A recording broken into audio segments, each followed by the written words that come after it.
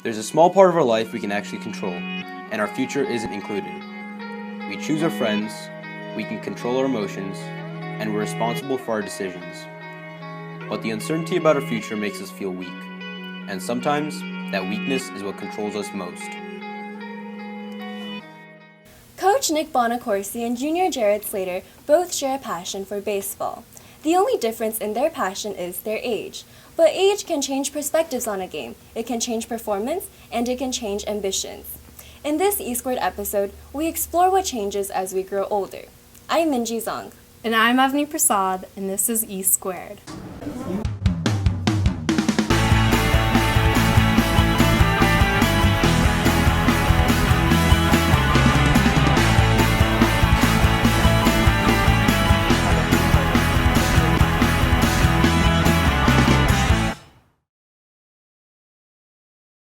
If baseball is my future, that would be amazing, but I'm preparing for it to end after next year, after senior year. So just having that backup plan. I mean, every little kid wants to play professional baseball, but no, I wasn't really fooling myself there. 35 years in anything will change you, and some take that change better than others. That's head baseball coach Nick Bonacorsi. For him, 35 years involved in baseball gives him 35 years of stories. But Monte Vista High School third baseman and pitcher Jared Slater is still waiting for his curtain call.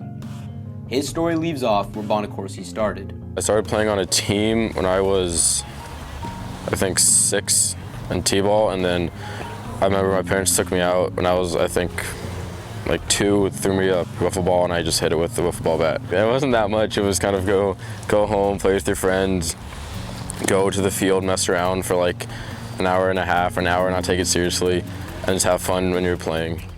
For Bonacorsi, high school baseball was not much different. We were 29-2 my senior year, so we were very proud of what we were putting together, and we kind of lived it at the time. So it was, we would wear our jerseys on game days to school and everything that day. We didn't pay much attention in class. It was all pretty focused on the game that afternoon. Eventually, Bonacorsi put his high school days behind and moved on to the college ranks. That's where everything changed. So I graduated high school, accepted to San Diego State, not scholarship or anything like that, just discussions with the coach, and then in the summer fall ball league, I got hurt, and it was just a decision that, I'd played baseball from the age of 5 all the way up through, I was 18 and a half at the time, and I just decided I was ready to kind of move on and focus on school. It was hard. It was easier at the time that I was in it. Looking back, it's hard not to wonder if I would have just stuck with it, what it would have been like to play at a pretty good D1 college. But you live and you learn. I'm happy with where I am now, and I love coaching, and we have a good group this year, so it's been fun. Bonacorsi watched baseball walk away from him when he was 18, and that was the last time he stepped out on the diamond as a player. For Slater, he's still swinging at the prime of his life. The end will eventually come, but he doesn't let that fact bother him yet. It's not really something I think about.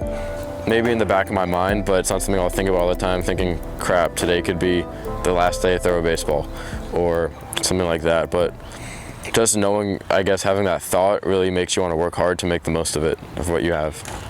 While Slater's enjoying what may be his last years on the field, Bonacorsi isn't. But coaching still keeps him close to the game he loves. Playing and coaching are very, very different. I didn't remember being stressed out much playing or worried throughout the games. It was just fun. You'd go out, you'd play, especially at the younger level. High school was a little bit more serious, and I took it more seriously. But as a coach, it's a lot more strategy involved, and you think about more than just the hitter or more than just the pitch at the time. You're trying to think a few steps ahead, and so there's a lot more kind of game planning that goes into it. He always wants every practice. He's always out there. He'll let us know if we're not like practicing but not doing the right thing, we're messing around. It just makes us stay focused compared to I've had some other coaches who just let us do what we want to do and not make sure we're on track. But he's really there. He's not like there where he's over your shoulder, but he's there and he'll like yell out your name or your group or making sure you're just on task. The futures for both Bonacorsi and Slater are uncertain, but baseball will always find its way into the mix. when the Giants are playing the Dodgers, that's probably in the back of my mind all day. But, I still have other obligations and a family and things like that. So, we're excited this year taking our daughter to her first Giants game. And so, that's something that we want to kind of ingrain into our family. Still be a fan, still go to games, be a part of it, maybe coach if I have a kid, coach them, but just always be a part of me.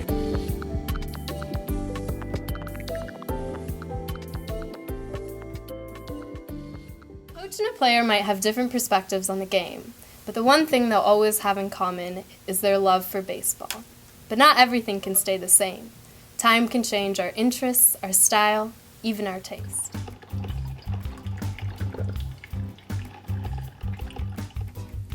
There are things that we grow out of. Toys, hobbies, clothes. But there are also things that we grow into, one of them being coffee. Most children don't drink coffee. There seems to be some sort of social stigma that labels it as an adult beverage. But as we get older, whether it be out of necessity or preference, coffee starts to slowly weave itself into our lives. Sisters senior Kirti Gomatam and freshman Kiran Gomatam are on opposite sides of the spectrum. While coffee is a daily part of Kirti's life, her younger sister Kiran rarely touches it. I feel like I've tasted it when I was really young because I was like, oh, what are you drinking? And they're like, oh, do you want to try some? And I tried some and then I just like spit it out because it was way too bitter. Because they drink it with like no sugar, no milk, so it's just like black. I started drinking coffee a lot when I was a freshman in high school, I think. And I'm not really sure why, it just kind of seemed like something that I wanted to try doing. But then once I started to drink coffee a lot, then I started to kind of get addicted to it. Government and world history teacher Eric Otto has a different story. I would say that I started drinking coffee at 23, my first year out of college. And I remember joking around with one of my college professors, I think it was like my junior year in college, and he was making jokes about how I wasn't having coffee on this trip that we were on. And I was like, yeah, I'll never drink it, it's disgusting. And he's like, well, I bet you that, $100 that when you graduate college and you go out to your first job, within like 6 months you're going to be drinking it. And sure enough, he was right. Of course, I never went back and paid him anyways. According to The Guardian, from an evolutionary standpoint, our tongues were designed to detect bitter taste because many bitter foods are naturally poisonous or toxic. Since kids have sharper senses, they react more easily to bitter foods. As you get older, you get more tired because you have less sleep, so then they drink it for like the caffeine. Honestly, I feel like it was because in some TV shows, like my favorite characters would drink a lot of coffee, so I was like, okay, I kind of want to try it. It's also like seems really sophisticated. I thought it would make me seem more sophisticated, I guess. Because that's what like everyone does, so. I think what influenced me was that I was in my first year of actually working for a company that was pretty fast-paced and required a lot of hours. Drinking like a can of Coke was not really going to be something that was helpful to me for that, for keeping my mind awake. As we grow older, our taste buds stop growing and we become more tolerant of different tastes. A mixture of exposure and interest allows us to experiment and expand our palates. For adults, taste is influenced less by evolutionary instincts and more by the environment. Get used to it, and once you see how important it is as part of like your daily life, then I think you slowly become accustomed to it. When it comes to like junior year or something, and it starts getting stressful and I have like less sleep, I'll probably need to start drinking coffee. If I need it, I don't know yet. I feel like it's kind of a thing that once you start to get older, you feel like you should try it, but then once you start drinking a lot of coffee, you get kind of dependent on it, so then I guess coffee just gives you that jolt in the morning that allows you to function properly. Regardless of how we as humans have evolved to withstand bitter tastes as we grow older, coffee attracts people for two main reasons: the taste and the energy. Whichever end of the spectrum you're on, you can't deny the popularity of coffee. Whether it's science, stress, or societal influence, in the end, it really just comes down to why you pick up that cup of coffee every morning.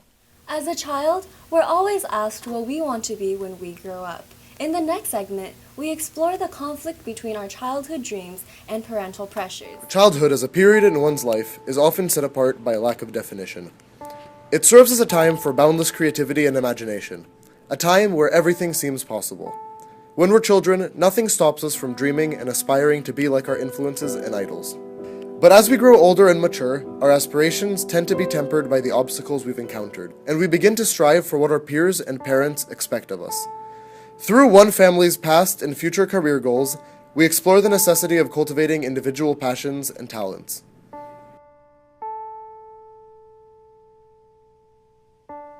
I'm Jaden Binns. I'm in 10th grade right now. My name is Kaylin. I'm inside 7th grade and I go to Kennedy Middle School. My name is Julie Yan Ma, and currently I'm a ballet teacher. We asked the Binns family the quintessential childhood question: what do you want to do when you grow up? I'm thinking of going into like engineering or like pharmacy or something like that. When I get older, I think I want to edit videos. My parents sometimes try to convince me to go into tech or something like that, but I don't really find it interesting. I always thought it was cool by itself, but then also my father and my mother are like both in the engineering and like scientific fields, so I thought it would be a correct thing for me to do.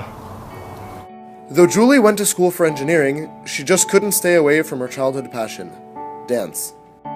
I have engineering degree, I have business MBA, and in the end, I chose to do what I loved to do when I was a little kid. I had passion for writing, I had passion for dancing, but on the other hand, I wanted to try different things, and of course, influence from my parents as well. Oh, get something that you a real job and stuff like that. That's all good. So I did all that, and did all my schooling, spent years in, getting my degrees and stuff, and also worked as a real job as well. But I know from my personal experience is that you will always, go back to or find that passion that's in you, Though she wants her children to be successful, Julie recognizes that their happiness is far more important. I realize as a parent that it's important that they find what they like to do as opposed to what I want them to do. And I have to struggle with this because, definitely they see, for instance, my younger one, and he's not enthusiastic about math,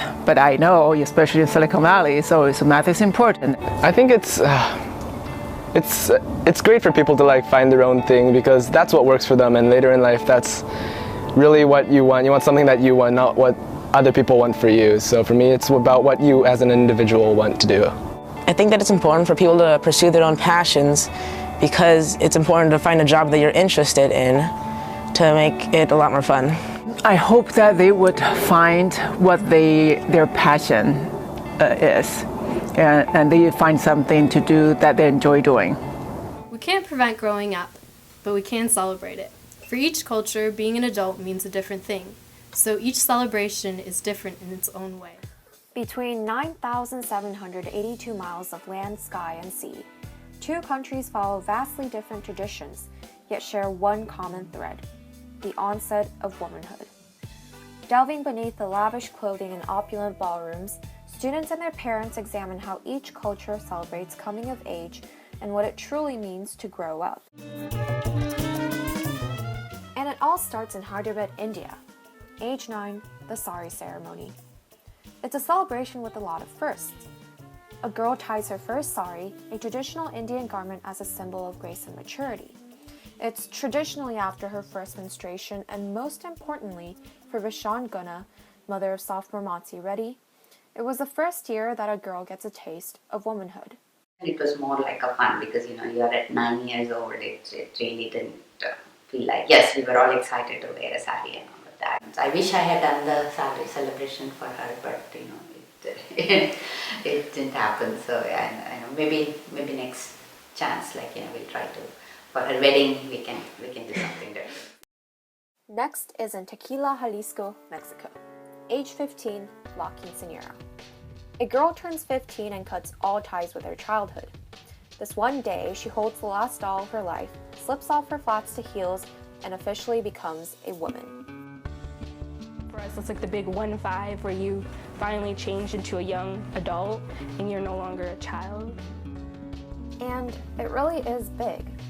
Dolled up in her royal blue dress, sophomore Yolanda Gutierrez greeted over 250 of her relatives all the way in Mexico. And the whole day centered around her. From the blessing in the church, to driving around in a limo, to dancing the night away with, of course, her parents. They were trying not to cry, and I was trying not to cry. So it was just really emotional that I have to like be a grown up and act like a grown up. So I couldn't really be as childish anymore, which like I really miss. Missy sigue siendo la baby. As a grown-up to herself and still a baby to her mom, Gutierrez is well past this milestone in her life. Yet such a quinceañera was nowhere in her agenda until a year ago when her relatives reached out. My relatives asked my dad, were like, are you gonna have a quinceañera for Alondra? And he was like, no, it costs way too much to have one. But they were like, oh no, we'll help you out. You know, we can pay like half for the band, or we can pay for the beer, we can pay for the sodas, we can pay half for the salon. And so it just all worked out from there. Pues yo me sentí muy bien, porque yo solo no hubiera podido hacer todo lo que hicimos. Me sentí a gusto. For Gutierrez, her quinceañera was more than just a party. It was a bittersweet entrance into womanhood, leaving behind the childhood sentiments in the arms of her parents. Yet, she will forever cherish the celebration, and when the time comes, she wishes to return her relatives' kindness to her future nieces. Because just as Gunna wished to pass down the sari ceremony to her daughter, Gutierrez wants the tradition continued in her family for one reason. She knows how special it is for one to enter womanhood this way. In our final segment, we explore the after effects of a heart tumor on Junior Sapan and how he's learned to cope. Like, I just want to like live my life normally, and if I have the stigma that I'm like, oh, I had heart surgery, there's something wrong with me, I can't live life like that, so. I'm in denial, 100% sure, and like maybe just something with like everyone else, but I'm pretty sure, 100%. What I'm trying to get the point is like I'm in denial, and it's still happening. Like I don't believe it happens still. That's the thing. The diagnosis of a tumor isn't something we hear every day. Yet when an MRI scan revealed a tumor in Junior Sapan Ruiz's heart, he wasn't nearly as surprised as a typical patient would be. He wasn't surprised because he was diagnosed with Carney complex, a disorder which his mother and grandfather were already diagnosed with. It is a rare genetic disorder leading to tumors which runs in Ruiz's family. After being diagnosed with the heart tumor, he risked his life to undergo a tumor removal surgery in April 2014. And every day you have to know the fact that if you breathe with a heart tumor, like every breath, the tumor may fall off and then go into your bloodstream, clog up your bloodstream, and kill you. And then no oxygen will get to your body, and then you'll be dead. It was pretty bad because like I thought I was gonna die, so like I kind of accepted death and I failed all my classes. But I didn't die, and now I failed all my classes in 9th grade. Now as a junior, it has been 2 years since his surgery, and he still doesn't realize just how close to death he might have been. Even though his mother wanted him to take the surgery more seriously, he hopes that she doesn't actually feel guilty for passing it on to him, because he knows it's not her fault. I mean, that's kind of like weird. That's like saying to your kid, I gave birth to you, but my bad for giving you a genetic disease. I mean, she could have known, because like I don't want her to feel guilt, because it isn't really her fault. I mean, like, look at my brother. I mean, my brother is perfectly fine physically. I mean, mentally he has a few screws loose. His disorder isn't something he thinks about regularly. He knows he has a 50% chance of passing on the syndrome to his children, but it's not something he lets bother him. If I have 2 kids like me and my brother again, like 2 arm and Sapans, you know, they could both have it, none of them can have it, one of them can have it, hopefully Armin will have it, the other kid will have it. I'll have some older and younger kid, just hate the older kid.